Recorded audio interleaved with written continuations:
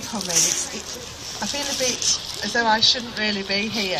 I was asked to come here by tenants. I work in an estate in Wolverhampton.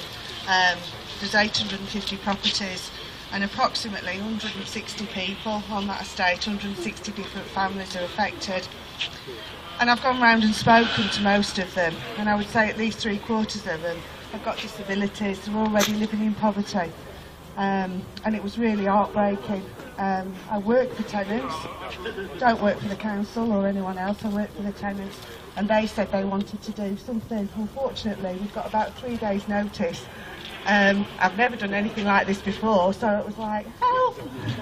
And I'm really grateful to Nick for at least helping, and I'm glad you all came out. But I think the important thing is you have come out, and we really do need to fight against this. It's going to cause absolute devastation to communities that we've worked so hard to build. Thank you, Karen. Who's next? Is that Ali? Putting your hand up. So all the people, Ali is standing there, is a bit shy at the moment, nobody's never spoken before. People talk about having spare bedrooms. Well, most little bedrooms that are not being used full-time as a bedroom in council property are not that big, and maybe not what people in the cabinet consider as a spare bedroom or suite. But one of the groups of people that it does affect are fathers who are not living with their families, children are with a mother, whose kids who want to come and stay. And so if you want to have your child come and stay with you, you need a spare room. And if you've got a spare room and can't afford it, then how are you going to have your kid come and stay with you? How is that going to help family life? Tories, the party of the family, it doesn't sound like it, does it?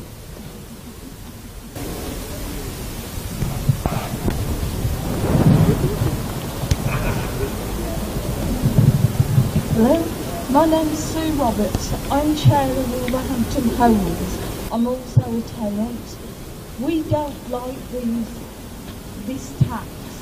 We're against it, but we've got to carry through with it, because if we don't, services are going to get cut.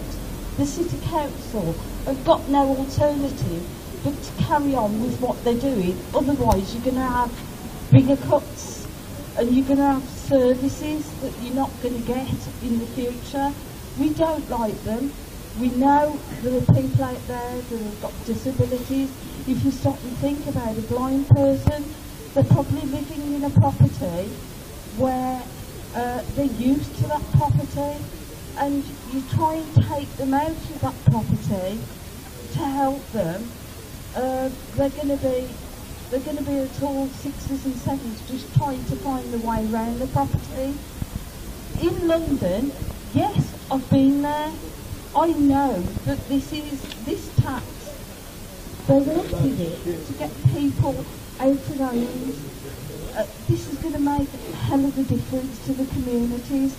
Although Wolverhampton Homes does a big area, the areas are split into local communities, and the local communities, once you start this bedroom tax, and we've got to carry through with this, as I said, what's going to happen is those communities are all going to be broken up, and so I just feel strongly against the council tax. It isn't against this tax that's going to happen. The council have got no... I hear what you said about Walsall and whatever, about them not putting a charge onto people, but the way the City Council have done it is done it across the board, so actually, at least you're not going to be cutting services for these disabled people and everything else. And I agree that you should carry on with this protest, but at the end of the day, Wolverhampton Homes and the council have been put in this position by the government at the moment, and I just feel this way, at least this way, we are stopping getting people up there in London to take notice, because they're certainly not taking any notice at the moment, and that's just purely my thoughts. Thank you.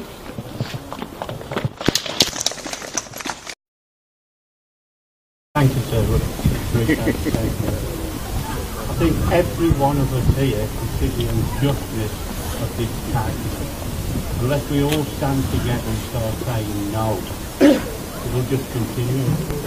And believe you me, this will not be the end of the attack on the poorest in society.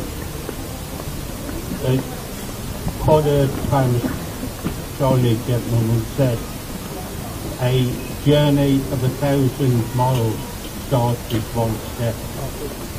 Let this be the first step to letting government know that the people of Wolverhampton will not stand by idly and accept any more unjust, unfair cuts and more attacks on the poorest of society. Having said that, I must agree with Mr Cameron on one thing when he said all sections of community must take their share of any cut. And in fairness to him, he's done that. He had a cut for the millionaires in their tax and a cut for the poorest of society. So let's give the guy some credit. He stood by, stood by his mate. Wouldn't it be better for us again to start telling the government the results of this bedroom tax, what's going to happen? We're going to have a shortfall in the rental income. And Wolverhampton now, the only way it can pay its housing is through the rents that come in. The more rental income that's not collected, the poorer the services you're going to receive in the future. Please carry on with this protesting. Stand by your brothers and sisters and move forward to a better future and stop this attack on the poorest. Thank you, brothers and sisters.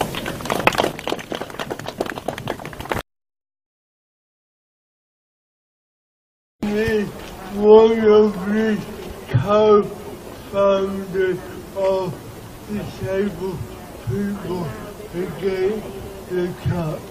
That is a national campaign body. I'm afraid I don't agree. There is nothing we can do because people cannot eat sympathy. People can't sleep on sympathy. I do not accept the argument of we can simply cut and protect. That is nonsense. The lesser evil argument does not work. It has never worked. And what we need is leadership, not kowtowing to millionaires in London. What good are services if you home against your will or on the street or with no money to live on? Let's not kid ourselves. We are in a class war. One, the rich are getting richer, the poorer, poorer. Who is going to stand up and be counted? Because if we get on our knees, it's not far to go till you're on your belly. Up